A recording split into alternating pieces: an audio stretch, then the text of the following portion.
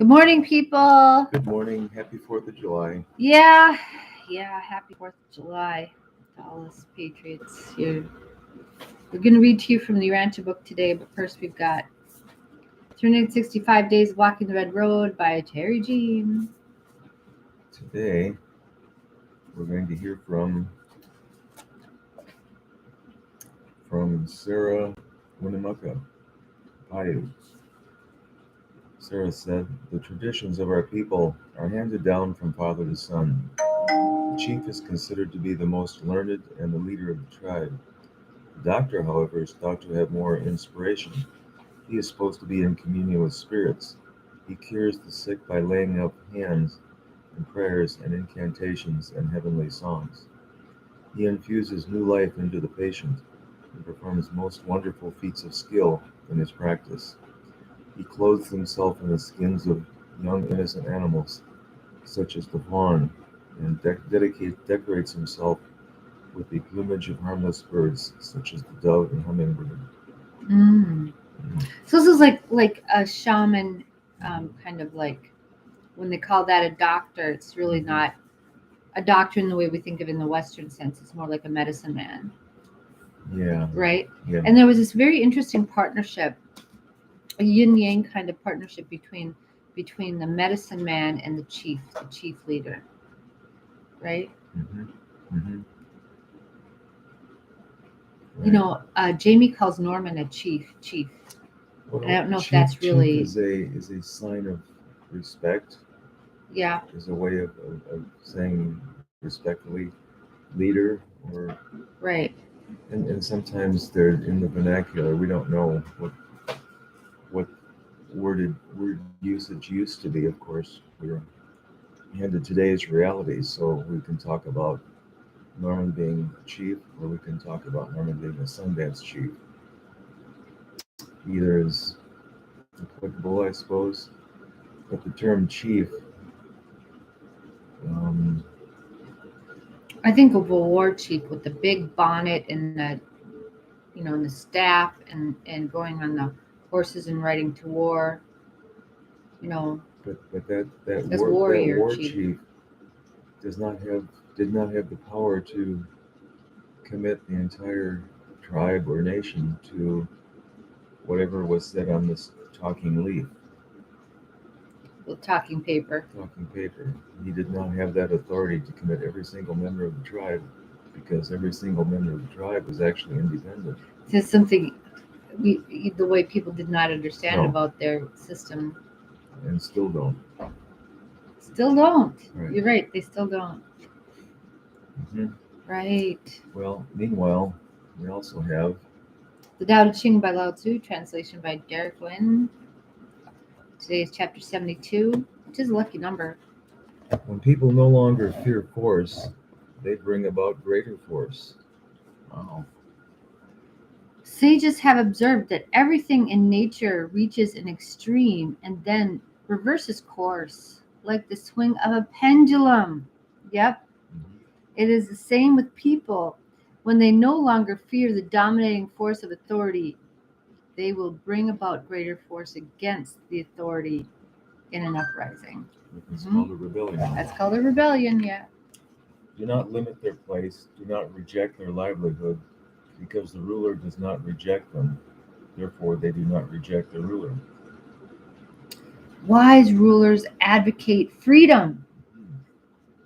They do not attempt to limit the people in their thoughts and actions, nor do they interfere with the people's means of livelihood. To do otherwise is to oppress the people, which will invariably result in the people's rejection of authority. Okay? So, you let there limits to things that you'll tolerate, but, you don't, like the average people here, you make that okay. When we apply this concept to ourselves, it becomes obvious that this chapter is talking about denying and suppressing ourselves. When we keep emotions bottled up for too long, they reach an extreme and reverse course. This is why self-denial and suppression are rarely the best ways to manage life.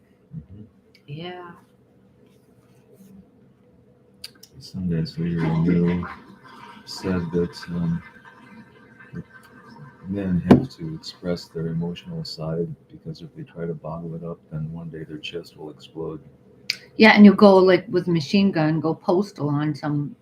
some thing or something. Yeah. Therefore, the sages know themselves, but do not glorify themselves, respect themselves, but do not praise themselves.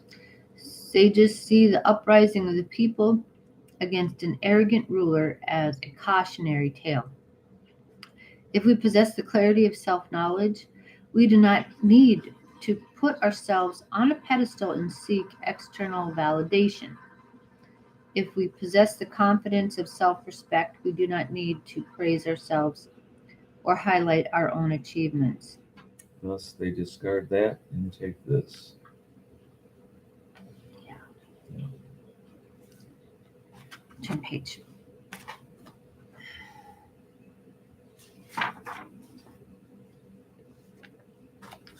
Yeah. And now we have the Urantia book, Paper 51. section 3, the Adamic Missions. Okay, Okay. you can do it. Should I start? Excuse me, you start. On the inhabited worlds, the material sons and daughters construct their own garden homes, their own Garden of Eden, right? Mhm. Soon being assisted by their own children.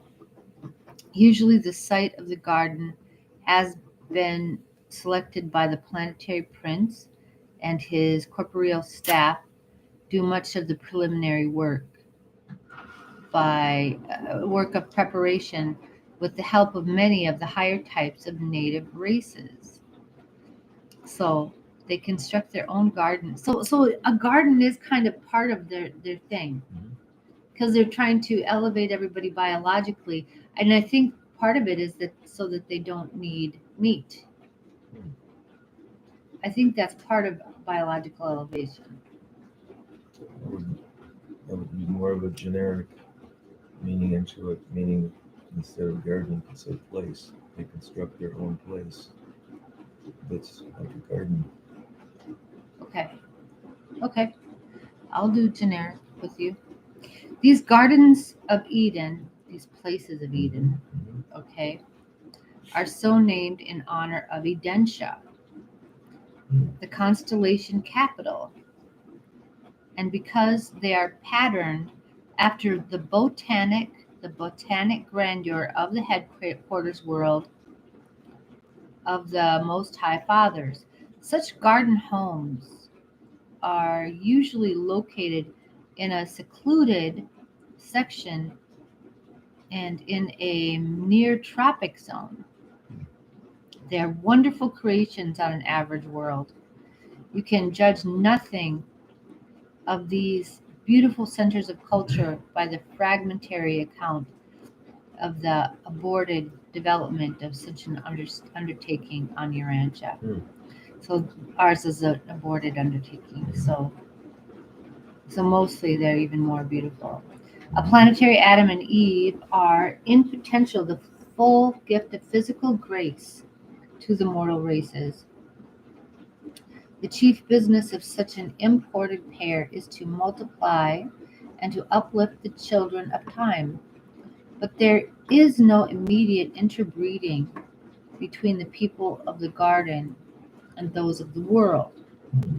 For many generations, Adam and Eve remained biologically segregated from the evolutionary mortals while they build up a strong race of their order.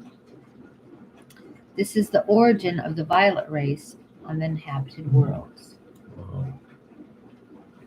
Okay, Okay. so you can go there. The plans for race upstepping are prepared by the planetary prince and his staff and are executed by Adam and Eve. And this was where your material son and his companion were placed at great disadvantage when they arrived at Urantia. Caligastia offered crafty and effective opposition to the Adamic mission, Aha. and notwithstanding that the Melchizedeks, receivers of Urantia had duly warned both Adam and Eve concerning the planetary dangers inherent in the presence of the rebellious planetary prince. This arch-rebel, by a wily stratagem, outmaneuvered the Adamic pair and entrapped them into a violation of the covenant of their trusteeship as the visible rulers of your world. The traitorous planetary prince did succeed in compromising your Adam and Eve, but he failed in his effort to involve them in the Lucifer rebellion. Mm-hmm. I'll go. Okay. The fifth order of angels, the planetary helpers, are attached to the Adamic mission, always accompanying the planetary atoms on their world adventures. The core of initial assignment is usually about 100,000 of these fifth kind of angels, fifth order of angels. When the work on Urantia, Adam, and Eve was prematurely launched, when they departed from the ordained plan, it was one of the seraphic voices of the garden who remonstrated them concerning their reprehensible conduct. And your narrative of this occurrence well illustrates the manner in which your planetary traditions have tended to ascribe everything supernatural to the Lord God. Because of this, Urantians have often become confused concerning the nature of the Universal Father, since the words and acts of all his associates and subordinates have been so generally attributed to him. Okay, so that's not true. There's all kinds of like mid-level things going on that aren't really God, that say they're acting, but they're largely acting on their own volition. But they do have like general guidance here, but whether they so it's like, we're a lot like the blind leading the blind here, only we have like general guidance. But sometimes it's not from high authority. Okay. In the case of Adam and Eve, the angel of the garden was none other than the chief of planetary helpers then on duty. This seraphim, Salonia, we have paper written by Salonia, proclaimed the miscarriage of the divine plan and requisitioned the return of the Melchizedek receivers to Urantia. The secondary midway creatures are indigenous to the Adamic missions. Okay, so they're there when the Adamic people come here. As with the corporeal staff of the planetary prince, the descendants of the material sons and daughters are of two orders. They're physical children and the secondary order of midway creatures. These material but ordinarily invisible planetary ministers contribute much to the advancement of civilization and even to the subjection of insubordinate minorities who may seek to subvert social development and spiritual progress. Okay, go.